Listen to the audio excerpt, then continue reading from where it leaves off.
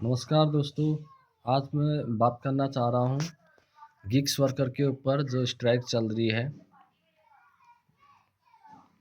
उसके ऊपर मैं बात करना चाह रहा हूँ कि वो लोग स्ट्राइक कर रहे हैं। वो इसलिए कर रहे हैं क्योंकि वो चिल्लर बटोर रहे हैं, और वो चिल्लर बटोर रहे हैं उसका जिम्मेदार कौन है? भारत सरकार।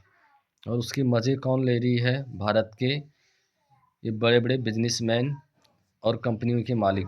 क्योंकि भारत में तो कोई प्राइवेट सेक्टर और प्राइवेट आदमी को देखने वाला कोई नहीं है, उसका आगे पीछे कोई नहीं है।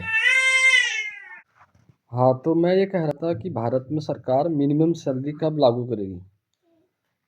जैसे यूरोप के देशों में है, मिनिमम सैलरी लागू है। वहाँ पे हर बंदे की एक सैलरी फिक्स होती है, वो सरकार द्वारा डिसाइड होती है। चाहे कोई वेटर है या कुक है या कोई प्लम्बर है या मिस्त्री है या ड्राइवर है, कोई भी है, हर आदमी की एक सैलरी फिक्स है और वो सैलरी सरकार ने फिक्स की हुई है।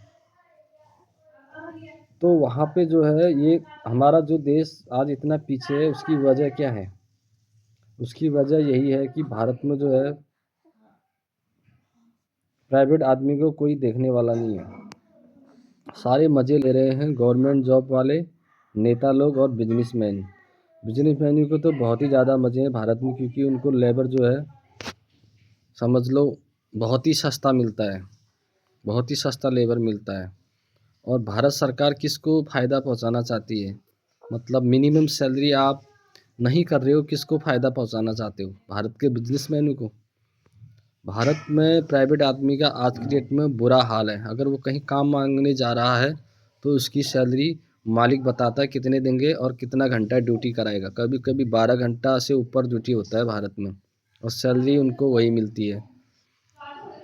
अब यूरोप के देशों में जो है आदमी को सिर्फ 8 घंटा काम करना अलाउड है, और हफ्ते में 42 घंटा यानी 5 दिन, इतना ही वहाँ पे अलाउड है। इससे ऊपर आप काम नहीं कर सकते हो। इससे ऊपर आप काम करोगे तो आप पकड़े जाओगे, तो आपके ऊपर फ़ाइन होगा और कंपनी के ऊपर फ़ाइन होगा।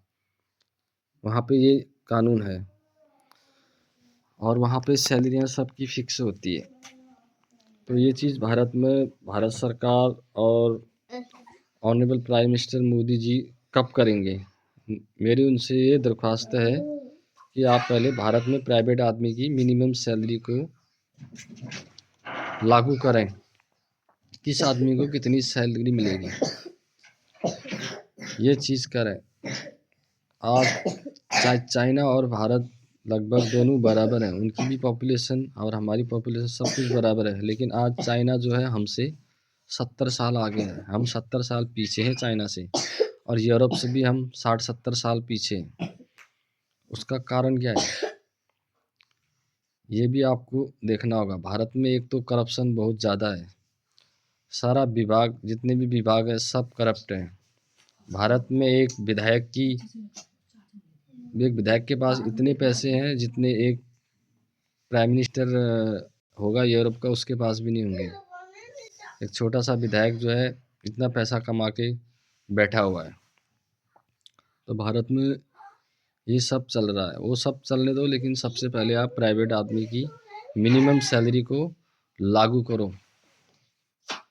और ये काफ़ी पहले ही हो जाना चाहिए था, अभी तक हुआ नहीं।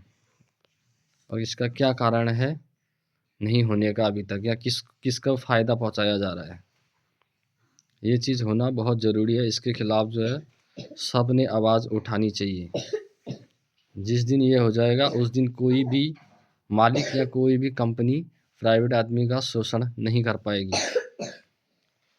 उसको जितनी सैलरी पेपरों में फिक्स है उतनी उसको देनी पड़ेगी। ये कानून बनाना चाहिए भारत को।